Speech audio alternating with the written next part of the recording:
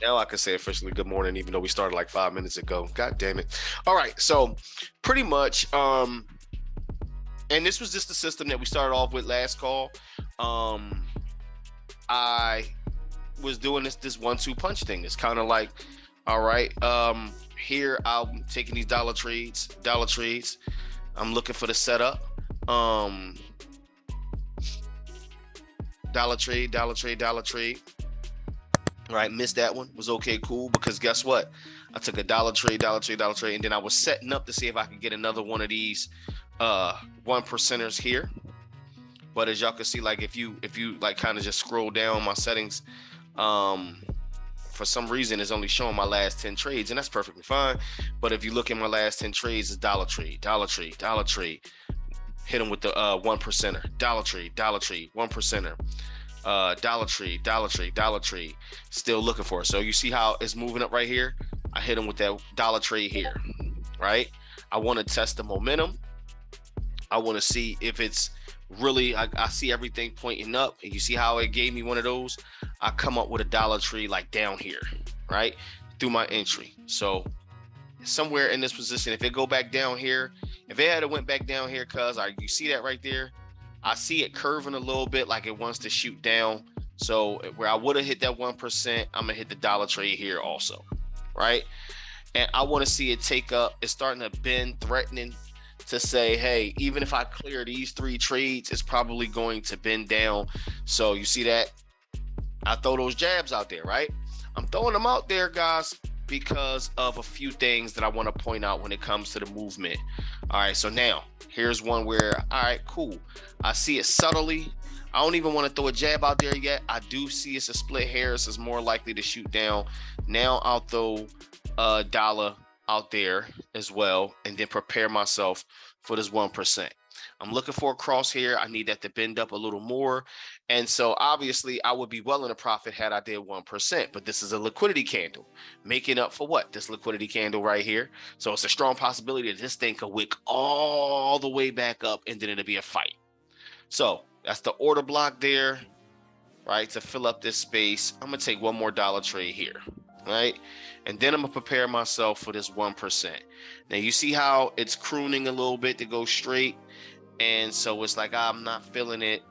Not really feeling it, but it's like, okay, you know what? I see this is under, this is still tipped upward. And so boom, right? Just being patient. I'm letting these dollar trades here kind of do its business. And I want to see my MACD with that green line under it. I like that movement. Cool. I'm gonna go on ahead, and I took that. I thought I took the 1%. Did I take the 1%, guys? Yeah, I took the 1%. Cool. So god damn it. So I take the 1% and I throw the dollar trade out there. So now it's all up to all the people who trade, and see how it wicked back up pretty strongly. Not feeling that, but I'm still under here. So now I'm hoping that it gives me the drop that I want. It gives me the drop that I want. Sorry about that. That's actually Eli Patrick hitting me up right there. So we are 13 seconds out. And if I nail this, now here's what I don't like. I don't like how it started off red, because it could shoot up green really fast. And I got the slowest 5 seconds left, but we win the trade. Boom. And it puts me one over my cousin, right? Who is back at 4th. And so now I can go for the gusto and just come to take them on out if I want to, but I got us close.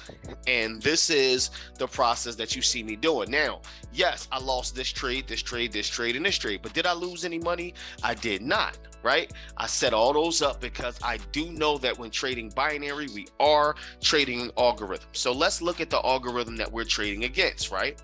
So if I want to look at an algorithm, let's kind of point some things out. And these are things I will be going deeper into on my trade like the algorithm course. And I hope you guys like it. Because this is, to me, one of those courses that's so like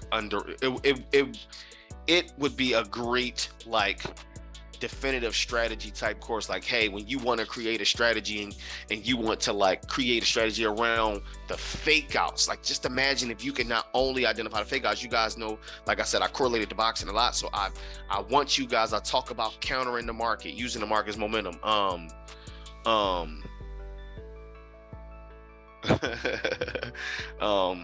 Let's talk about countering the market. So let's look at the movement, right?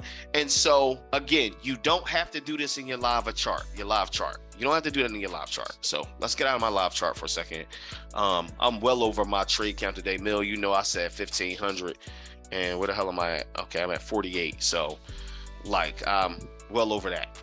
So I there's no reason for me at all to be in here today, right? Plus, I know my cousin well enough to know that if he sees that I'm one speck over him, he's gonna be like, "Yo, the hell with that!" Like, you know, I'm gonna have to talk him out of it, all right? And I get it. So here we go. Let's talk movement here. Let's talk movement. So, first thing I want you guys to notice is everything that I taught y'all on the money heist, right? How to identify who's on cameras, who's pushing point, or who's running money out the vault, and who's playing defense plays a major part. Plays a very major part in trading Quotex, because Quotex itself has a lot of redundancies. And it seems as if it's indecisive movement. Now, I'm guilty at times of saying and talk about the indecisive movement of Quotex, right?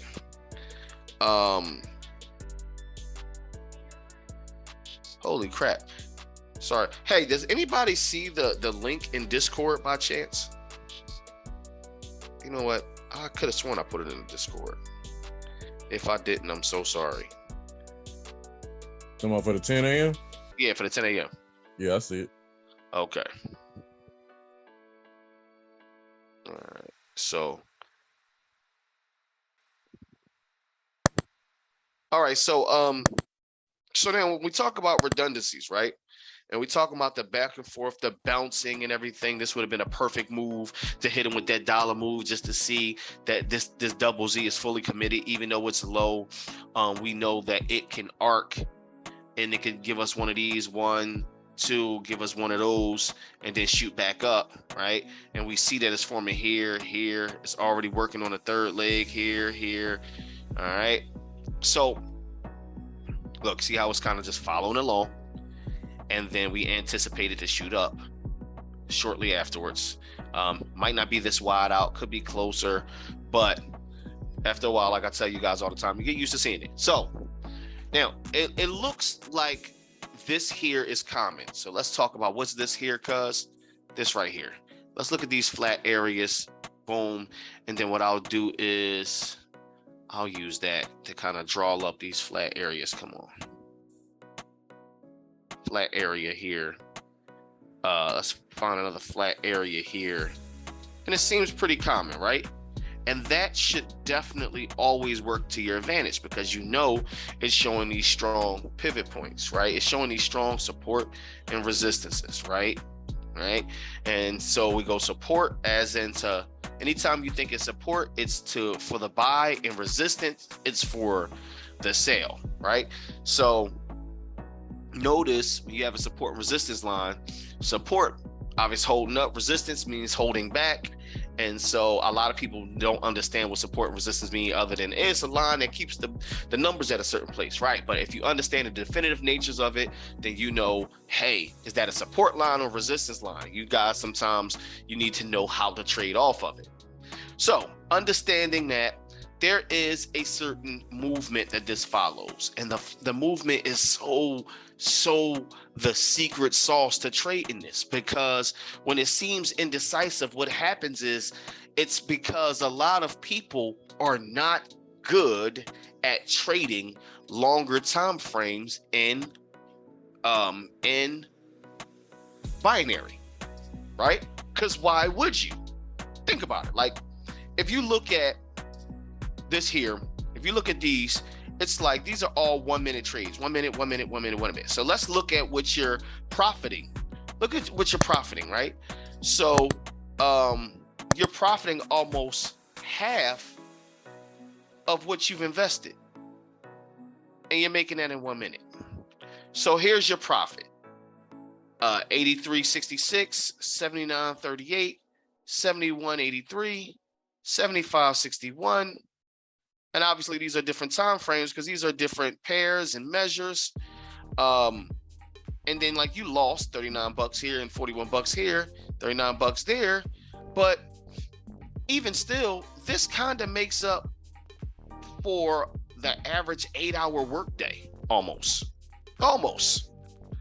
And so when you go into like movement, what it's doing is a lot of people don't understand that there has to be a certain type of pull down. Now, yes, you see how it's green at the top here and green at the top here, and then it pulled back. Well, just like the pinball effect, why wouldn't we expect it to shoot up?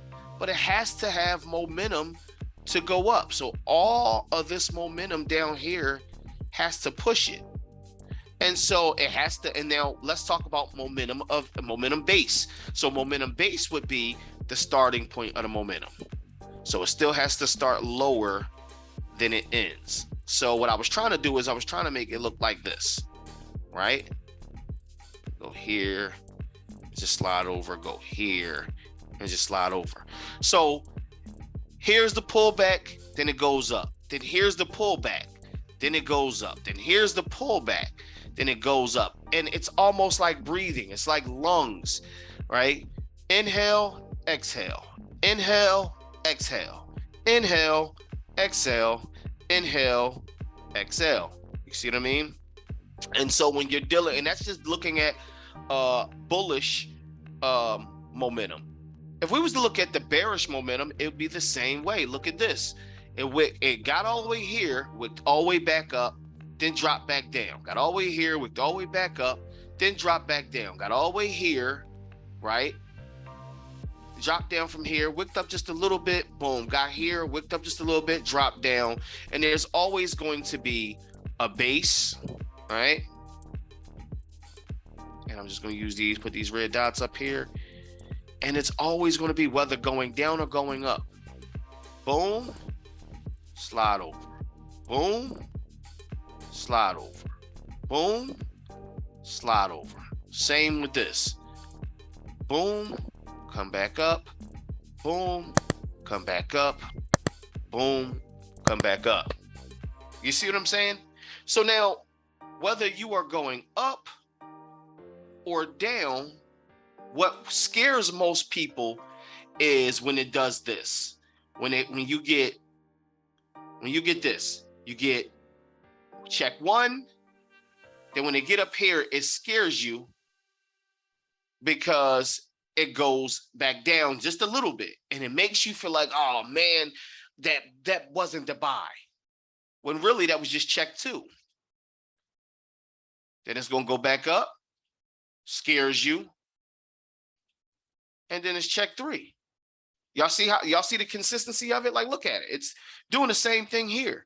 So now afterwards, it starts to consolidate. Why? Because it created confusion when it did that exhale, inhale, exhale, right? And so now for all of the amateurs, they get confused. Let's pick a better color so you guys can really see this. Now they're getting confused because they're looking at this type of movement and they're saying, hey, man, I don't know. This is caused by confusion. I don't know if this is going to do what it's going to do. And so when they finally, all right, I settle, the momentum says, well, if you was paying attention to momentum, which is where the double Z gives us satisfactory, we know most of the legs got to complement each other, right? Most legs complement each other. So what are we looking at here? We're looking at the build of this trend and the breakout, Let's change this color a little bit so I can indicate the breakout. Here's your breakout. And then it gets up to finish off the trend. And then we start getting this reverse. And now we see the reverse here. And we're looking for the reverse here. And we're starting to see the reverse here in the vortex. And this is just the strategy that I'm using. And then boom, I would say, set me up for $1 on this trade. Right. So I set up this $1 for this trade. Let's clear this out your way. And look, that $1 looked good, but it still hasn't committed fully to the sell. But it's cool because now I believe it. I believe it. Now this is it got me. Here's the breath. And it's like, hey, that's a complete liquidity candle, and we all see that, right? So what happens with liquidity candles? This is a strong one, so we might get a strong wick to shoot back down, right? And if not, this is the bank's mumps, so we can expect that to happen, right? I got 22 seconds left. 22 seconds, and it just hit me with the largest liquidity candle ever, right? That's what it feels like when you're in these trades, right? And it's chasing, and it's chasing, and look, boom, boom. For some reason, I feel confident to take that 1% somewhere in this bracket, right? So we win our $1 trade, and this is lingering. It's lingering. Now, I don't like that, but I'm hoping that it's going to wick.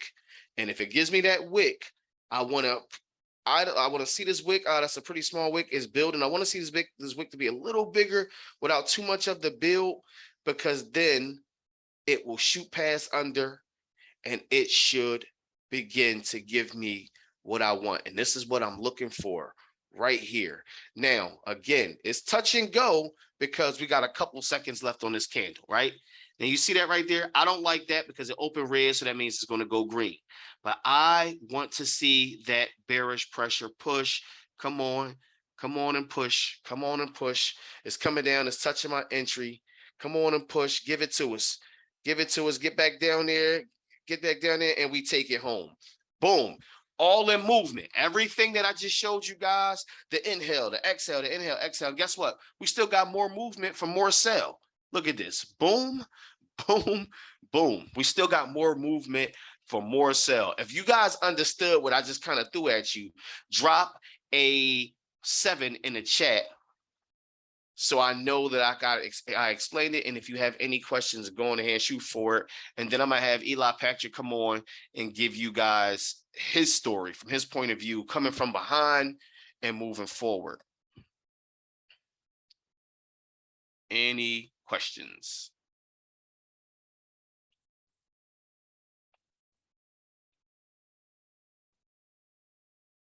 The question is on the top. Can you see it? No. What question was that? You would say, so you were saying something about the flat that you was mark up, but you detoured. Do you remember what you was going to say about that? Oh, just the flats is just like how I showed you guys. I showed you guys with the line chart, right? That's a UMF. Like that's going to always happen no matter what broker it is. There's always going to be, whenever you see a peak in a flat, it's always going to be a point to push from. So I didn't really deviate because I just kind of, instead of using the big horizontal tools, I kind of drew it with those flat lines. So that's pretty much where it was coming from. Did you mean to take the chart off the screen? Yes, I did. But I could put it back on if you feel comfortable. It's your world. I'm just a squirrel. Ron, I'm just a squirrel. All right. Any other questions?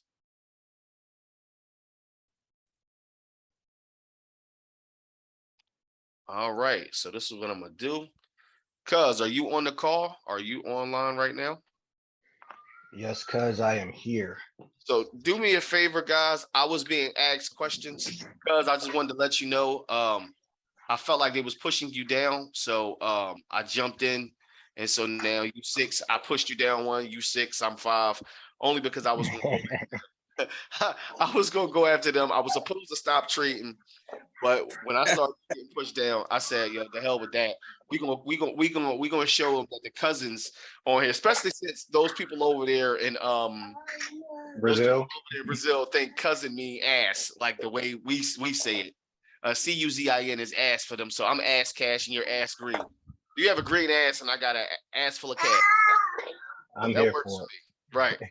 All right. So what I wanted them to, they had asked a little bit about your process. Somebody asked, had you been trading the financial market for a while? I gave them my perspective, but I would love for them to hear your perspective because so they could, kind of get a gist that we really all in here together. So go for it. You got the floor. All right. So, man, my trading journey actually began during the pandemic, which I think a lot of people had that situation. Like financially, I was in a good spot in my job.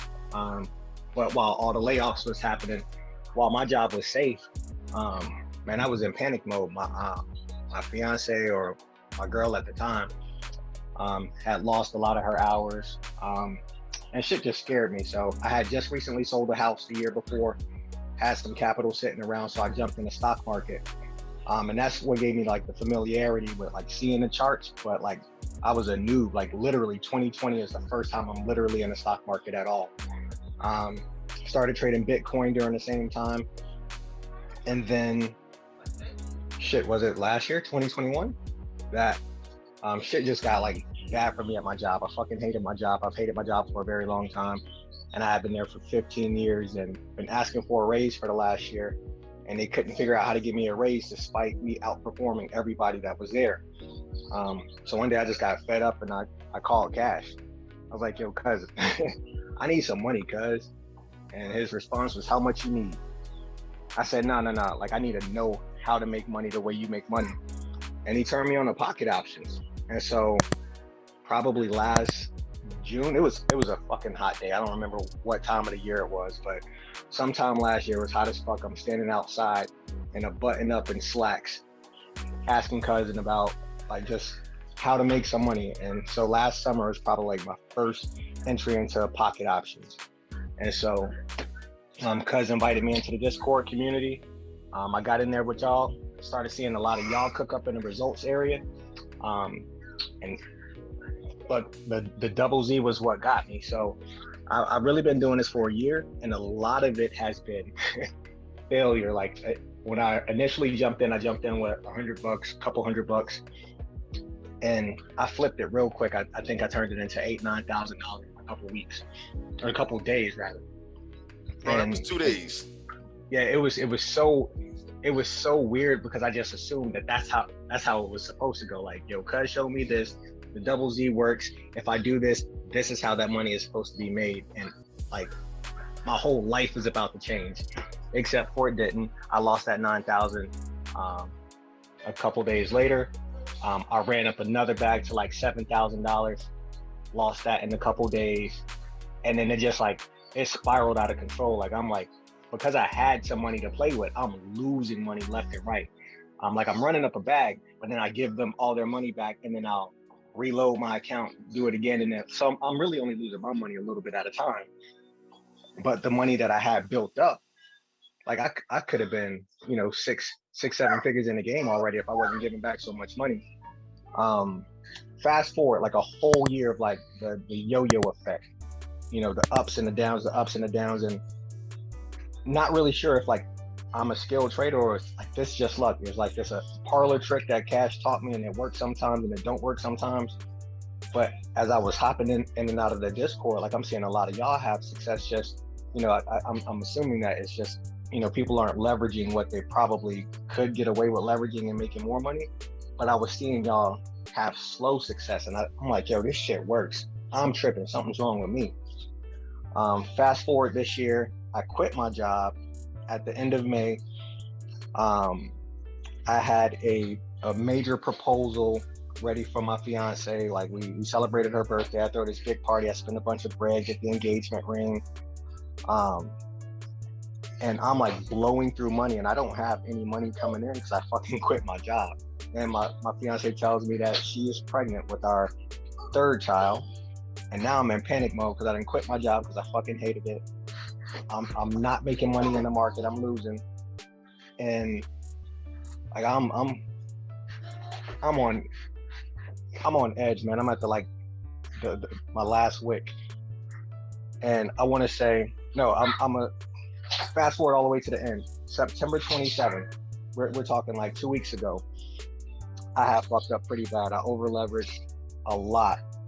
And I found myself in a position where like I only had enough money to pay my bills to the end of this year. Like I was only going to be able to make it through December. That's not including Christmas gifts for my kids, shit like that. This is like literally I just had enough money to pay my bills to the end of this year. And I spoke to Cuz, like I cried to Cuz, like he'll tell you, man, I'm walking with him in the rain a day before a hurricane is about to come in and fuck our city up. Like I'm outside crying to Cuz, like, yo, I fucked up. I put my family in a really bad position. I only have enough to pay my bills to the end of the year. Like, yo, I need some help. And Cuz's response, like he was willing to help me out financially, but bigger than that, it was, Cuz, you got this. You know what the fuck you're doing. The only thing you're doing wrong is every time you run up a bag, instead of pulling the money out, you're giving it back to them. Like it's all between your ears, because like everything is between your ears. The psychology, like you know how to trade, you know how to run up a bag, but what you don't know how to do is get the fuck out when it's time to get the fuck out. I still struggle with my trading fatigue and not knowing how long I can go before I stop seeing everything clearly. Like at some point, things like buys and sells all look the same to me. And I'm working on that. So if anybody's struggling with that, like when to get out of the market, like shit, when it don't feel right, just jump the fuck out. You take 2 losses in a row, 3 losses in a row, whatever it is for you, like get the fuck out. I'm learning that now. But again, September 27th, I was down in the bad position. The next morning, I took my bill money. I took $3,500. Like I know that's not a normal deposit for most of us, but like $3,500 is what I was willing to leverage in my bill money. I put that in an account. 2 days later, I got $10,000 in that account. I pull that money out. I run up another bag in a couple days, another $7,000 in a couple days. Boosted that shit up to $11,000. I ended up giving all 11,000 of that back, but I had already pulled out 10,000, thankfully. I put a little bit back more. I put another $2,000 in, and since then, from September 27th to now, I am up $25,000 in profit using Double Z exclusively and just getting out of the market and cashing out, like withdrawing the money. As soon as I hit a certain number, I withdraw that shit and get the fuck out. But in the last 10 to 14 days, I'm in a profit of $25,000. And it's like, it's something just clicked, the light bulb clicked. I put myself so far against the wall that if I had fucked up one more time, I thought I was gonna lose my fiance and be in a situation where I'm like visiting my kids because I fucked up that bad. So, cause I don't know what else to say, but like the trading journey is a lot of highs and lows. But if you have a community, like I think my biggest issue with the lack of continued and hang on, baby, consistent success is not being in the community as frequently as the rest of you guys are, because when you have that camaraderie and everybody's like showing where they're winning and where they're losing, like we should be learning from each other's mistakes, learning from each other's successes as well. And that's one of the things I was dropping the ball at. So as long as everybody's in the community, paying attention, doing their homework, and absolutely get a journal. That's the one thing I forgot to add. Like recently is in the last couple of weeks is the only time I've ever used a journal to identify what periods are best for me, which times I'm struggling. Hell yeah. Like there's certain times of the day where I just can't work, and I'm thinking maybe there's other idiots in the market that don't know what they're doing, and they're just creating a bunch of confusion, like Cuz just said. When that happens, that fucks me up. But I know now to identify that and get out of the market when everybody else is in the market doing crazy shit. Cuz, man, I am so I'm reading the comments, man, and I seen Sprue was like, yo, man, I needed to hear this. I'm in tears, cuz, and I ain't gonna hold you. My eyes was watering up, and it's like, it's crazy because I was fucking there. I was there. But I just kind of thank you so much for sharing your story, man. That was super powerful. And I really think, I really think, cuz, that everybody, I don't care who you are or how far you are, you needed it. Cuz, if you don't mind, I want to make this my YouTube. I know everybody wasn't privy to being on this call, but I really think that your story needs to be the story that people go to, because when you're in my position, people know me to be able to make and run up this bag so consistent that, you know, you got the people that's, he can't possibly be winning like this. He can't possibly be doing this. And it's always, you know, when you find success is always met at the front line, at the very front door with negativity. And so when I do this, it's nothing to a lot of people. It's like, well, he's supposed to do this. You know, he's cousin Cash, air quote. But because when somebody else can come in, and mind you, today is October 10th, 2022 at 10:36 a.m. And right now, the same cousin you guys just heard talking is number 6 on Quotex. He was just number 3, and I kind of even bumped him down. And watch this, he motivated me to get on because I woke up and I just seen him on. So because I'll do you one better. So recently I saw something that say keep it private until it's permanent, right? So one of the things I didn't say is you posted something on Instagram the other day, and you was like, all right, boom, we on the charts. I just bust down 1,500. And this other person's up here. I don't know who that is, J3. That was me, cuz like I've been changing my name so people didn't see what I was cooking because I wanted to keep it quiet until I got drop a fire in the chat for that, because I was gonna come for your ass. So if you remember, Let's go.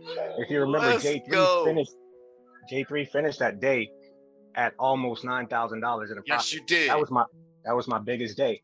Yes, and you I didn't did. want nobody to know about it. You rat bastard, you were stingy. Yes, you did.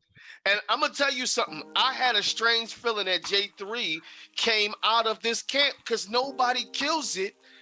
And it's not to be a prick. I'm not coming at anybody, but the reality to it is this group has been dominating this broker and all other binary brokers. We have been dominating for a while, and only recently I started saying, hey, to show everybody that it's us, going ahead, drop cousin on there. But this is not the only time he's did that, because he had his daughter's name up there, and I hit him up and I said, yo, cuz that name look familiar, that's somebody in the group. And he said, cuz that's me. And bro, and yo, listen, I think I got that call recorded, mind you, cuz I think I got that call recorded. We was on a trading call. That you wasn't on, that J3. We was on a trading call, yeah. I'm sending receipts to the group chat right now. Wow. I love it, cuz. I love it. Hold on. You sending it to the group chat. Let's go on ahead and dive over to the group chat really quickly. We ATM talk. We on ATM. Can everybody see ATMs? Can you see the screen? Can y'all see the screen? Oh, okay. You're in the group chat. No. Do me a favor, cuz drop that in an ATM talk, man.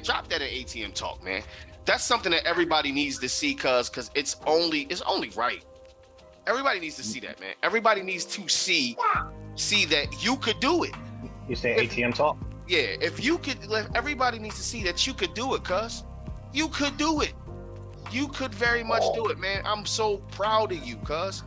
I'm so proud of you, man. That's so crazy. I was just like, yo, man, J3 is in America. And I'm gonna be honest, I was like, yo, that gotta be somebody from here, because we, America don't hit Quotex leaderboard like that. They don't. And a lot of us, we lose in private and we don't even win in private because we so